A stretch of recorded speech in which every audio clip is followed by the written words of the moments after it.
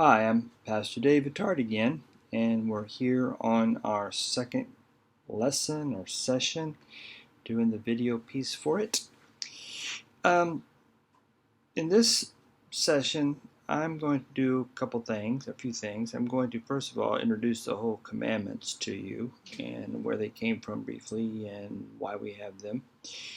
And then I'm going to talk about this very important concept in the Free to Be book about the new Adam and the old Adam, and get you to maybe understand that a little bit better. And then I'm going to go with the first commandment and talk to you about what it means. And then I'm going to finish up with, I think, one of the most important things to know when it comes to the first commandment. The commandments, of course, were given by God to Moses on Mount Sinai long, long time ago, thousands of years. And these commandments have been around for who knows how long. And so they've always been special because these commandments help us do something very critical for life, and that is making decisions.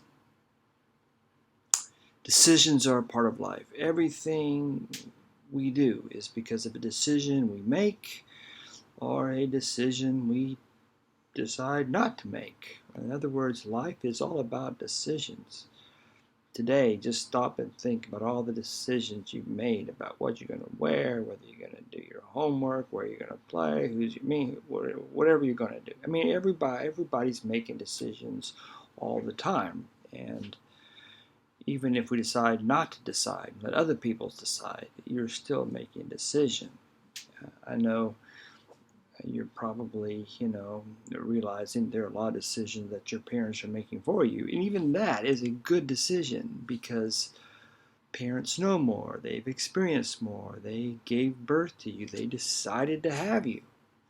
And now they're taking responsibility for you and helping you be safe and to grow up feeling loved and making the right decisions. So again, decisions are a part of life. And confirmation is all about helping you make decisions, because one day you're going to be an adult. You're going to turn 18 years old. You're going to start deciding a lot of things for yourself. And those decisions you make are going to have a big implication on the kind of life you're going to live.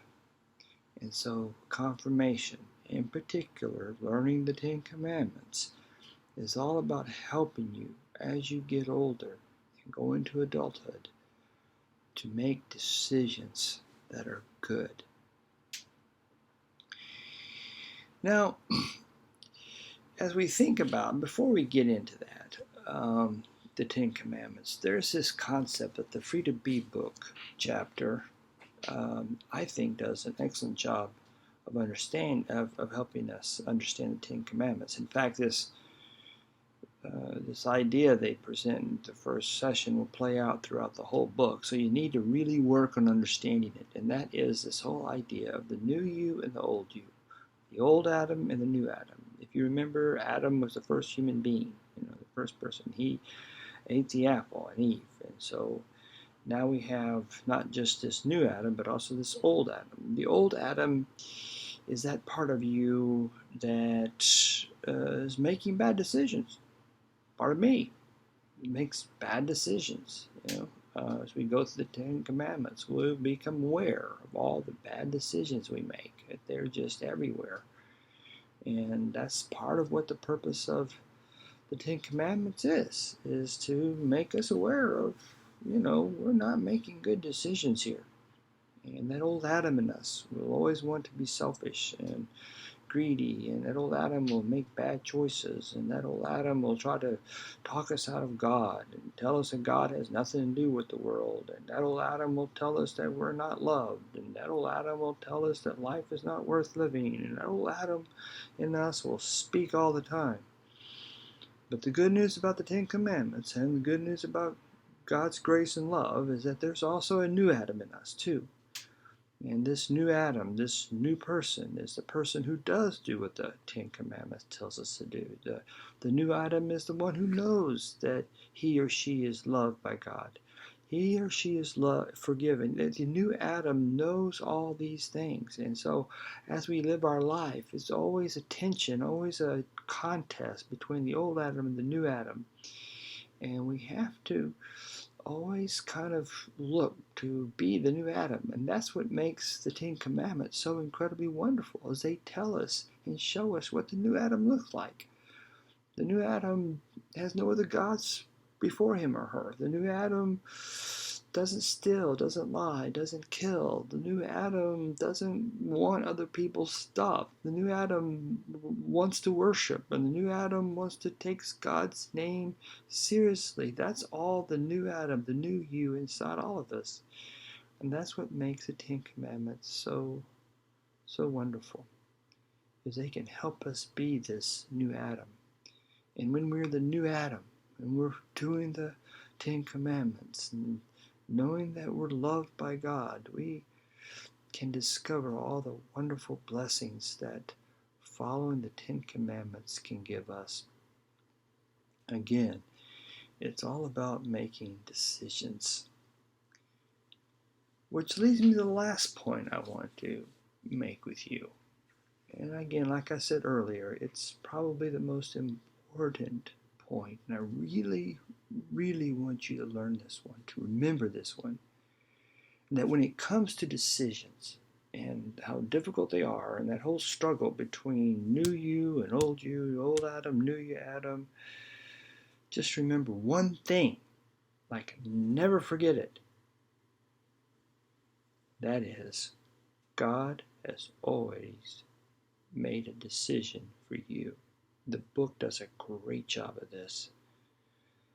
This whole thing, this whole Ten Commandments, is all about God choosing to be your God, choosing to give us a way to live. Now, there's a lot of people who are caught up in the old Adam, and they'll deny the existence of God, and they'll think God is just some kind of supernatural being out there. Which leads me to the first commandment.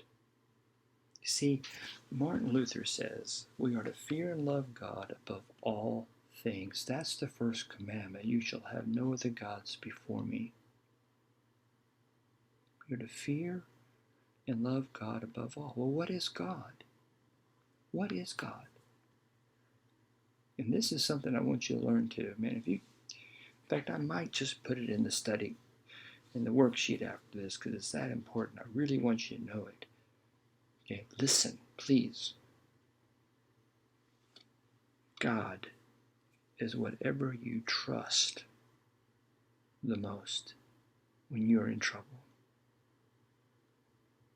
Like, for example, if you think money is everything, as long as you have money, lots of money, then you'll never have any problems. And if you get sick, it'll fix you.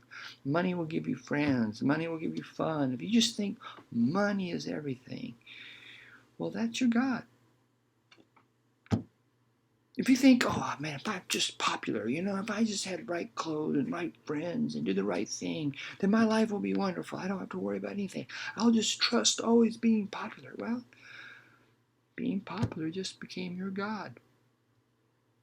And let me tell you, money, being popular, or whatever you want to put in there, make lousy gods. Make lousy gods. But when you have God first, when you have God above everything else, and you say, you know what, I have God above everything else. So you know what I'm going to do? I'm going to do what God teaches me to do. And God teaches me to follow the Ten Commandments. God teaches me to love one another.